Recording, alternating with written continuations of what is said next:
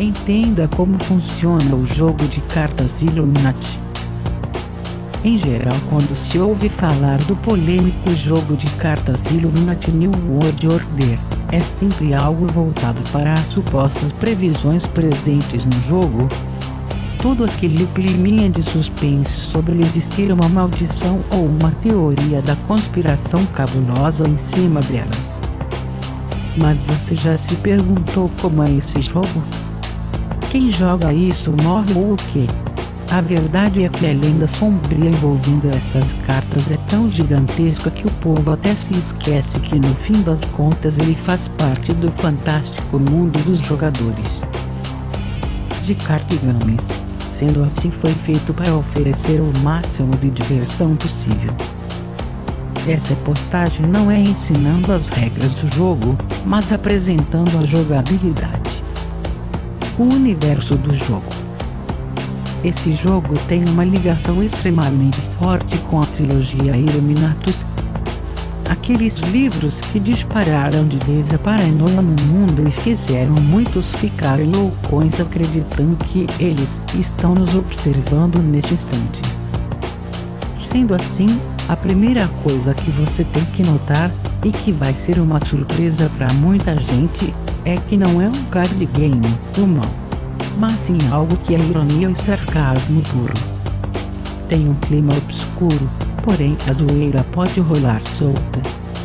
Mas obviamente quem acredita em teorias da conspiração não crê que algo ser engraçado signifique alguma coisa, já que o capeta se camufla com tudo. Então aqui o que temos são várias sociedades secretas que querem dominar o mundo e estão manipulando tudo e todos. Porém precisam disputar para chegar ao seu objetivo primeiro, e para isso terão que acabar com a concorrência. Todos eles são Illuminati, mas com visões diferentes do futuro.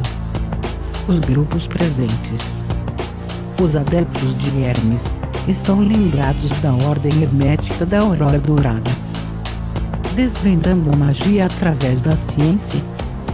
Muitos acham que ela acabou, mas a verdade é que apenas se ocultou nas sombras e quer criar um novo mundo onde a magia é algo comum e visto meramente como uma parte não compreendida da ciência.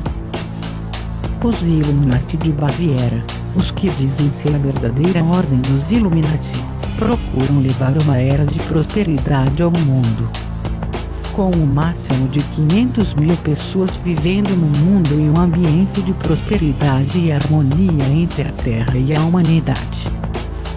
O Triângulo das Bermudas, o tempo é meramente mais uma barreira que é facilmente superado por essa sociedade secreta que pode estar em qualquer lugar, não somente agora, mas em qualquer período.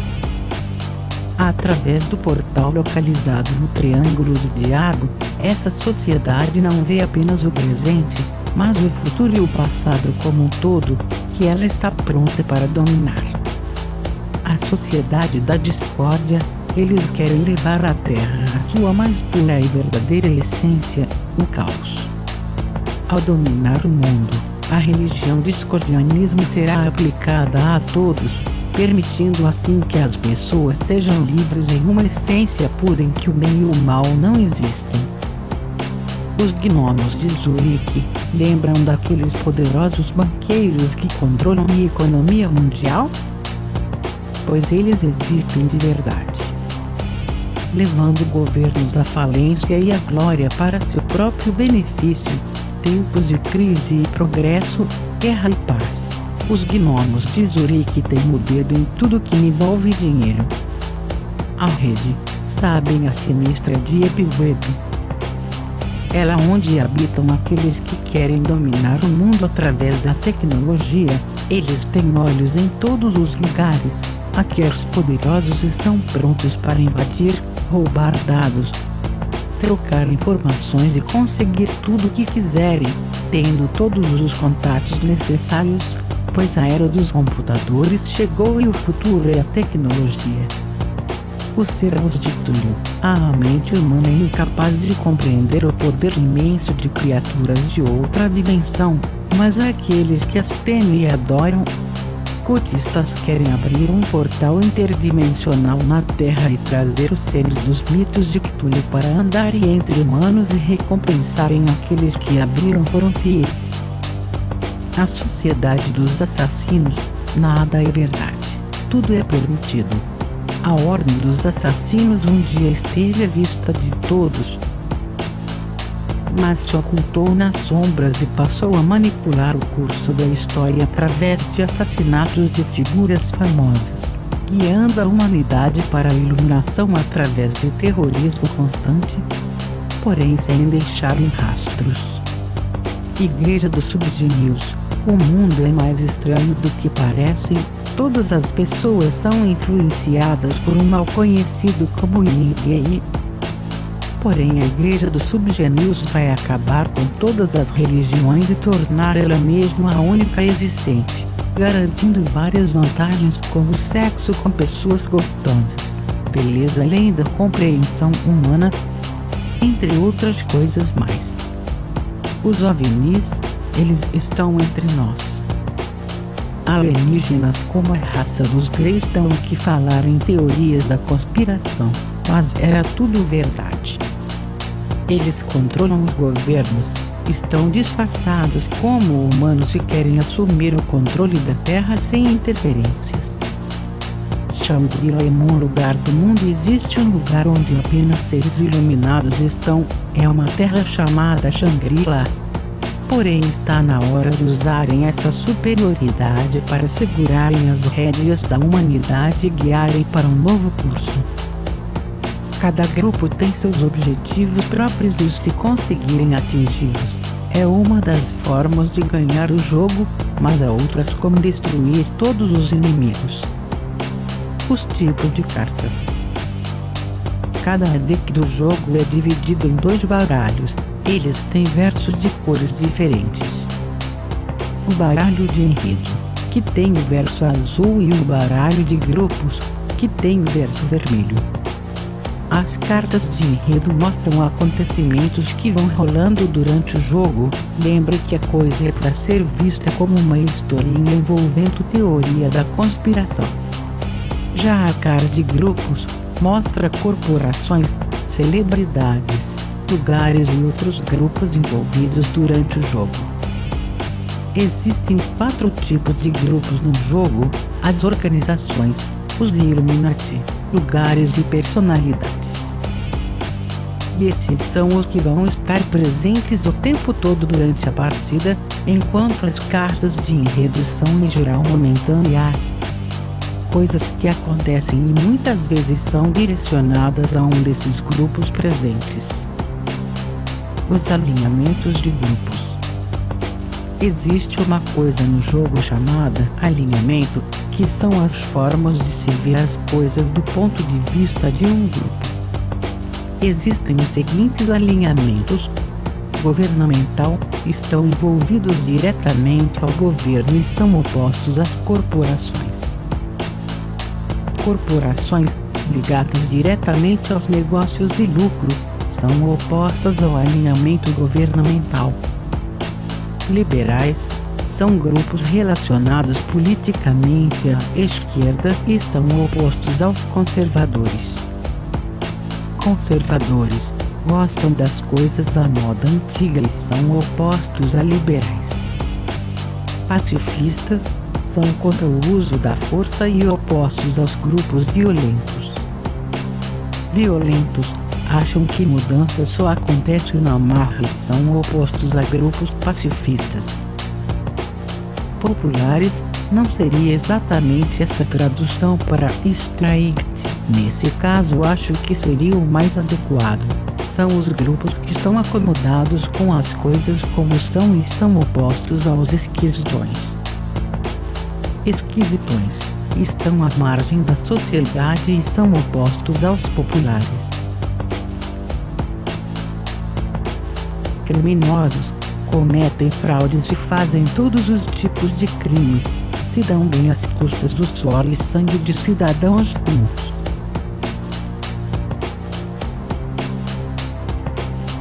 São opostos aos fanáticos. Fanáticos, Esses conseguem ver muito bem a conspiração, coisas que os outros não veem. Eles notam o que está acontecendo lá fora e são opostos aos criminosos. Os alinhamentos são grupos controlados pelos Illuminati e quando aqueles do mesmo tipo trabalham juntos, ganham bônus. Por outro lado, recebem penalidades se grupos diferentes trabalham juntos. Por exemplo, se os pastores de televisão decidem promover o amor entre gays, recebem uma penalidade imensa em cima disso, já que um dos grupos é dos populares e o outro é dos esquisitões. Por outro lado, se o programa de TV do dinossauro Viking Bjorn decide apoiar os escoteiros, ambos receberão bônus, pois são pacifistas. Os mestres e as marionetes. O jogo tem uma mecânica de mestres e marionetes. Lembre-se que estamos falando de conspiração. Então sabem aquele negócio de o governo é controlado pela mídia? É basicamente isso que acontece aqui. Cada grupo vai controlando o outro. O primeiro grupo é o Illuminati que você escolheu e ele tem 4 setas apontando para fora da carta. Ali você pode encaixar os grupos que o seu Illuminati controla. Mas o Illuminati é só o começo da coisa. As outras cartas de grupo sempre têm uma seta apontando para elas, significando que são a marionete de alguém, e tem setas apontando para fora delas, significando que serão os mestres dos grupos que você encaixar ali. E que fique claro que grupos podem ser de tudo, desde nerds jogadores fracassados de videogame até políticos famosos. Os Illuminati estão por trás de tudo. Dessa forma pode-se rolar coisas engraçadas colocando grupos inusitados controlando outros. E assim você vai tendo grupo controlando grupo, alguns sendo mestres, alguns sendo fantoches, alguns podendo controlar mais que um grupo, e outros tendo setas para controlar apenas um ou nenhum. E assim vai formando a sua estrutura de poder. Quanto mais grupos você tiver, mais poderoso será. E era essa ligação que eu me referia quando falei de um grupo apoiando outro, era essa ligação que eles têm. E assim você vai tendo grupo controlando grupo, alguns sendo mestres, alguns sendo fantoches, alguns podendo controlar mais que um grupo, e outros tendo setas para controlar apenas um ou nenhum. E assim vai formando a sua estrutura de poder. Quanto mais grupos você tiver, mais poderoso será. E era essa ligação que eu me referia quando falei de um grupo apoiando outro, era essa ligação que eles têm. É preciso estratégia, por isso você tem que ser esperto. Vamos supor, por exemplo, que você use todos os pontos de ação de todos os seus grupos e cometa uma penca de ataques direcionados a determinados grupos. Pode ser bonito de se ver. Mas quando seu turno acabar, todos os jogadores vão estar olhando para a sua estrutura de poder e vendo o quanto ela vai estar vulnerável. Mas além da sua estrutura de poder, você conta com as cartas de enredo, e com elas pode aplicar ações instantâneas, se livrando de muitos ataques ou aperfeiçoando outros. O enredo pode fazer tudo quanto é tipo de coisas. Por exemplo, existem as cartas de assassinato, como o veneno, que são exclusivas para personalidades, enquanto existem cartas de desastres naturais, lembram do arte? Os Illuminati podem controlar o tempo, que podem ser lançados em lugares e detonar tudo. Os jogadores podem atacar as estruturas de poder para destruir ou para controlar. Sendo assim, se decidem destruir um grupo, ele cai e leva todas as suas marionetes junto. Já os ataques para controlar te deixam no controle daquele grupo e das marionetes. Nessa parte exige todo aquele sistema de alinhamentos, sendo que uma marionete do mesmo alinhamento que o mestre é mais fiel que uma marionete oposta àquela causa. Tudo quanto é conspiração existe dentro do jogo. Sabe a sociedade secreta dos vampiros? Ela existe aqui. Vacina com vírus para matar a população? Tá presente também. Desarmamento para que os cidadãos não possam se proteger?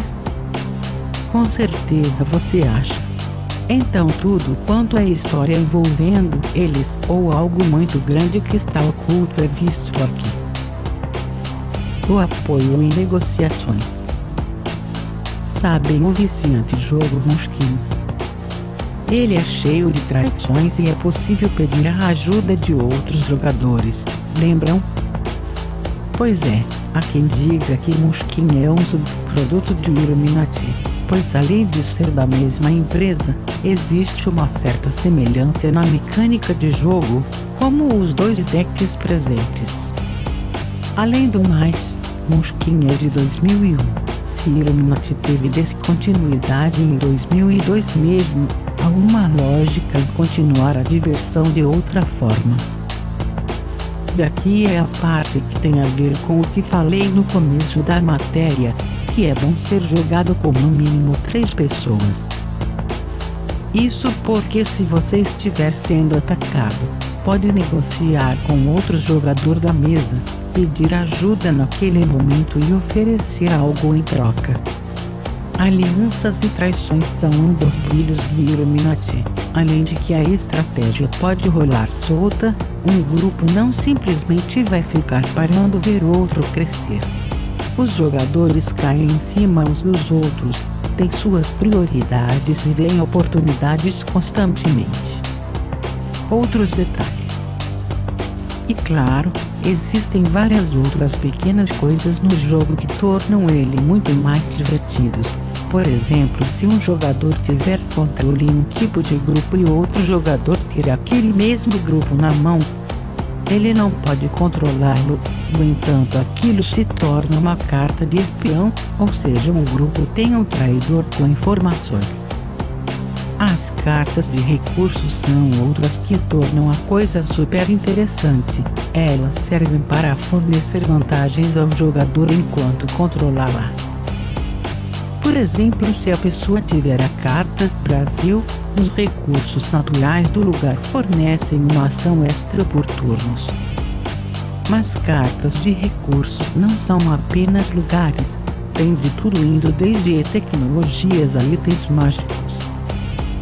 Por exemplo, estão lembrados no livro maldito Necronômico? Ele é uma das cartas, e se você tiver controle sobre ele, o poder do grupo é dobrado. No entanto, as criações do HP Lovecraft vêm com um preço, não é? E no caso do Necronômico esse poder é mais que destrutível, portanto apesar do jogador ficar poderoso, se ele tirar 11 ou 12 ao fazer qualquer ação, o grupo é destruído imediatamente. Conclusão.